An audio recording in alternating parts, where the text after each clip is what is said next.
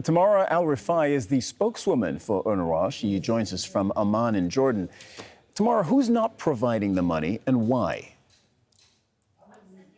Well, why don't we say that a lot of countries are providing money, but what they're providing is not sufficient for the budget that UNRWA requires to be able to run full-fledged schooling systems, health centers, social protection, housing services. So while we have a good group of committed and core donors, what they're providing collectively is not sufficient, and therefore we're looking at other donors, other regions for more support. Traditionally, our largest donors are the US, the EU, Germany, Canada, Japan, Norway, Switzerland, France.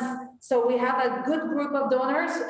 In the past, we've had several Arab donors amongst them, Saudi Arabia, Qatar, Kuwait, and the Emirates. Today, unfortunately, the funding from the Arab region has really decreased, although recently we've seen a slight uptick, and we're hoping that the Arab region will come back as a main contributing region to UNRWA, since most of the Palestine refugees, or all of the Palestine refugees that UNRWA provides services to, are in the region. So the stability of the region, the feeling of safety of these refugees are at stake if no collective efforts are put in place, especially now at the end of the year when our resources have sharply dropped. So what are the conversations like with the Arab donor countries that are not pulling their weight right now financially?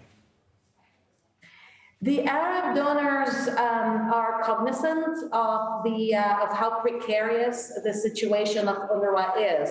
I must say that Qatar and Kuwait have been consistent donors to UNRWA. Saudi Arabia has just provided $27 million to UNRWA a couple of weeks ago. So the conversations are about the solidarity with Palestine refugees and the feeling of the refugees that they're not being abandoned by the Arabs. The conversations are conversations about the human rights of Palestine refugees, the right of Palestine refugee children to education, the right of everybody to universal health care. So the conversation is really about making sure that together there is global and regional solidarity with the refugees at the time when UNRWA, the UN Agency for Palestine Refugees, is suffering not only from chronic underfunding year after year, but acute underfunding now at the end of the year that might threaten our ability to continue providing all these basic critical services until the end of the year.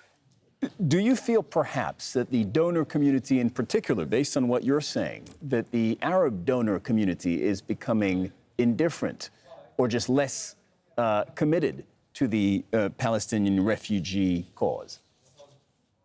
What we feel is that globally, the attention to the Israel-Palestine conflict has really dropped, and consequently, the genuine interest in finding a long-term, fair and lasting solution to the conflict and to the issue of Palestine refugee is no longer on the global community's radar. Now, in the last 10 years, in particular in the Arab region, there have been so many additional crises with donor and media attention going to them that we feel that this has happened at the expense of supporting UNRWA and supporting one of the longest waiting vulnerable community of refugees in this region, and these are the Palestine refugees. Tamara Alrifai, spokeswoman for UNRWA, thank you very much.